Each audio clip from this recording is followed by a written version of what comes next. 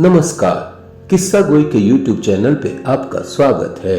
हिंदी में एक से बढ़कर एक कहानियां लिखी गई हैं, जिनमें से कुछ को क्लासिक का दर्जा प्राप्त है। ऐसी ही क्लासिक कहानियों की सीरीज में हम आज लेकर आए हैं सुदर्शन जी की लिखी हुई कहानी हार की जीत। माँ को अपने बेटे और किसान को अपने लहलहाते खेत देखकर जो आनंद आता है, वही आनंद बाबा भारती को अपना घोड़ा देखकर आता था। भगवत भजन से जो समय बचता वह घोड़े को अर्पण हो जाता। वह घोड़ा बड़ा सुंदर था, बड़ा बलवान। उसके जोर का घोड़ा सारे इलाके में न था। बाबा भारती उसे सुल्तान कहकर पुकारते, अपने हाथ से खरहरा करते, खुद दाना खिलाते और देख देख कर प्रसन्न होते थे। उन्होंने रुपया, माल, असबाब, जमीन आदि अपना सब कुछ छोड़ दिया था, यहां तक कि उन्हें नगर के जीवन से भी घृणा थी। अब गांव से बाहर एक छोटे से मंदिर में रहते और भगवान का भजन करते थे। मैं सुल्तान के बिना नहीं रह सकूंगा, उन्हें ऐसी भ्रांति सी हो गई थी। वे उसकी चाल पर लट्टू थे। कहते, ऐसे चलता है जैसे मोर घटा को देखकर नाच रहा हो। जब तक संध्या समय सुल्तान पर चढ़कर 8-10 मील का चक्कर न लगा लेते, उन्हें चैन न आता। खड़क सिंह उस इलाके का प्रसिद्ध डाकू था।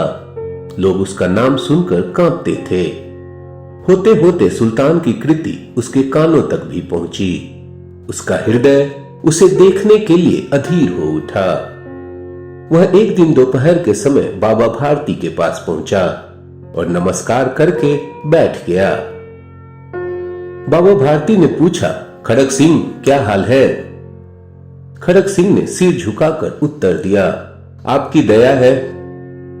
कहो इधर कैसे आ गए? सुल्तान की चाह खींच लाई।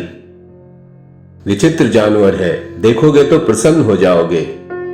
मैंने भी बड़ी प्रशंसा सुनी है। उसकी चाल तुम्हारा मन मोह लेगी। कहते हैं देखने में भी बहुत सुंदर है। क्या कहना, जो उसे एक बार देख लेता है उसके हृदय पर उसकी छवि अंकित हो जाती है। बहुत दिनों से अभिलाषा थी, आज उपस्थित हो सका हूं। बाबा भारती और खड़क सिंह अस्तबल में पहुंचे। बाबा ने घोड़ा दिखाया घमंड से। खड़क सिंह ने देखा आश्चर्य से। उसने सैकड़ों घोड़े देखे थे, परंतु ऐसा घोड़ा उसकी आंखों से कभी न गुजरा था। वह सोचने लगा, भाग्य की बात है, ऐसा घोड़ा खड़क सिंह के पास होना चाहिए था। इस साधु को ऐसी चीजों से क्या लाभ? कुछ देर तक आश्चर्य से चुपचाप खड़ा रहा। उसके पश्चात हृदय में हलचल होने लगी। बालकों की सी अधीरता से बोला, परंतु बाबा जी, इसकी चाल न देखी तो क्या देखा? दूसरे के मुख से सुनने के लिए उनका हृदय अधीर हो गया। घोड़े को खोलकर बाहर गए। घोड़ा वायु वेग से उड़ने लगा। उसकी चाल को देखकर खड़क सिंह के हृदय पर सांप लौट गया। वह डाकू था और जो वस्तु उसे पसंद आ जाए उस पर वह अपना अधिकार समझता था। उसके पास बाहुबल था और आदमी भी। जाते जाते उसने कहा, बाबा जी, मैं यह घोड़ा आपके पास न रहने दूंगा। बाबा भारती डर गए। अब उन्हें रात को नींद न आती। सारी रात अस्तबल की रखवाली में कटने लगी। प्रतिक्षण खड़क सिंह का भय लगा रहता। परंतु कई मास बीत गए और वह न आया। यहां तक कि बाबा भारती कुछ असावधान हो गए और इस भय को स्वप्न के भय की नाई मिथ्या समझने लगे। संध्या का समय था। बाबा भारती सुल्तान की पीठ पर सवार होकर घूमने जा रहे थे। इस समय उनकी आंखों में चमक थी, मुख पर प्रसन्नता। कभी घोड़े के शरीर को देखते, कभी उसके रंग को, और मन में फूले न समाते थे। सहसा एक ओर से आवाज आई, ओ बाबा, इस कंगले की सुनते जाना। आवाज में करुणा थी। बाबा ने घोड़े को रोक लिया। देखा एक अपाहिज वृक्ष की छाया में पड़ा कराह रहा है। बोले, क्यों, तुम्हें क्या कष्ट है? अपाहिज ने हाथ जोड़कर कहा, बाबा, मैं दुखियारा हूं, मुझ पर दया करो। रमा वाला यहां से 3 मील दूर है, मुझे वहां जाना है। घोड़े पर चढ़ा लो, परमात्मा तुम्हारा भला करेगा। वहां तुम्हारा कौन है? दुर्गा दत्त वैद्य का नाम आपने सुना होगा, मैं उनका सौतेला भाई हूं। बाबा भारती ने घोड़े से उतरकर अपाहिज को घोड़े पर सवार किया और स्वयं उसकी लगाम पकड़कर धीरे धीरे चलने लगे। सहसा उन्हें एक झटका सा लगा और लगाम हाथ से छूट गई। उनके आश्चर्य का ठिकाना न रहा जब उन्होंने देखा कि अपाहिज घोड़े की पीठ पर तन कर बैठा है और घोड़े को दौड़ाए लिए जा रहा है। उनके मुख से भय, विस्मय और निराशा में मिली हुई चीख निकल गई। वह अपाहिज डाकू खड़क सिंह था। बाबा भारती कुछ देर तक चुप रहे और कुछ समय पश्चात कुछ निश्चय करके पूरे बल से चिल्लाकर बोले, जरा ठहर जाओ। खड़क सिंह ने यह आवाज सुनकर घोड़ा रोक लिया और उसकी गर्दन पर प्यार से हाथ फेरते हुए कहा, बाबा जी, यह घोड़ा अब ना दूंगा, परंतु एक बात सुनते जाओ।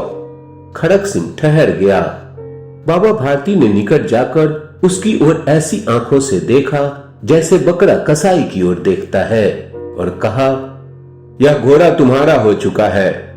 मैं तुमसे इसे वापस करने के लिए न कहूंगा, परंतु खड़क सिंह केवल एक प्रार्थना करता हूं, इसे अस्वीकार न करना, नहीं तो मेरा दिल टूट जाएगा।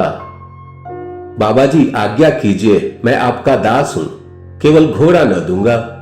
अब घोड़े का नाम न लो, मैं तुमसे इस विषय में कुछ न कहूंगा। मेरी प्रार्थना केवल यह है कि इस घटना को किसी के सामने प्रकट न करना। खड़क सिंह का मुंह आश्चर्य से खुला रह गया।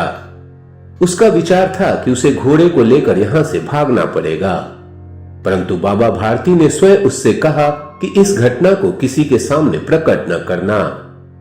इससे क्या प्रयोजन सिद्ध हो सकता है? खड़क सिंह ने बहुत सोचा, बहुत सिर मारा, परंतु कुछ समझ न सका। हार कर उसने अपनी आंखें बाबा भारती के मुख पर गड़ा दी और पूछा, बाबा जी, इसमें आपको क्या डर है? सुनकर बाबा भारती ने उत्तर दिया, लोगों को यदि इस घटना का पता चला तो वे दीन दुखियों पर विश्वास न करेंगे। यह कहते हुए उन्होंने सुल्तान की ओर से इस तरह से मुंह मोड़ लिया जैसे उनका उससे कभी कोई संबंध ही न रहा हो। बाबा भारती चले गए, परंतु उनके शब्द खड़क सिंह के कानों में उसी प्रकार गूंज रहे थे। सोचता था कैसे उच्च विचार है, कैसा पवित्र भाव है। उन्हें इस घोड़े से प्रेम था, इसे देखकर उनका मुख फूल की नाई खिल जाता था। कहते थे, इसके बिना मैं रह न सकूंगा। इसकी रखवाली में वे कई रात सोए नहीं, भजन भक्ति न कर रखवाली करते रहे, परंतु आज उनके मुख पर दुख की रेखा तक दिखाई न पड़ती थी।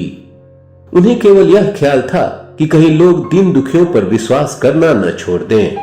ऐसा मनुष्य मनुष्य नहीं, देवता है। रात्रि के अंधकार में खड़क सिंह बाबा भारती के मंदिर पहुंचा। चारों ओर सन्नाटा था, आकाश में तारे टिमटिमा रहे थे।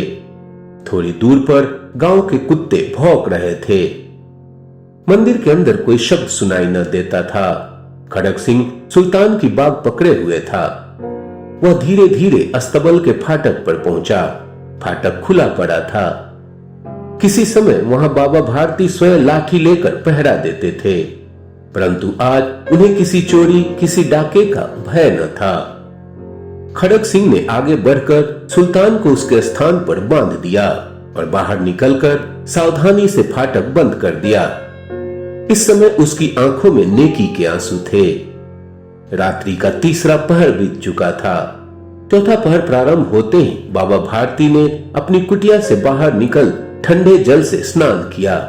उसके पश्चात इस प्रकार जैसे कोई स्वप्न में चल रहा हो, उनके पांव अस्तबल की ओर बढ़े, परंतु फाटक पर पहुंचकर उनको अपनी भूल प्रतीत हुई।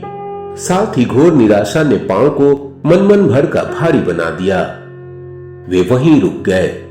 घोड़े ने अपने स्वामी के पांवों की चाप को पहचान लिया और जोर से हिनहिनाया। अब बाबा भारती आश्चर्य और प्रसन्नता से दौड़ते हुए अंदर घुसे और अपने प्यारे घोड़े के गले से लिपटकर इस प्रकार रोने लगे मानो कोई पिता बहुत दिनों से बिछड़े हुए पुत्र से मिल रहा हो। बार बार उसकी पीठ पर हाथ फेरते, बार बार मुंह पर थपकियां देते। फिर वे संतोष से बोले, अब कोई दीन दुखियों से मुंह न मोड़ेगा।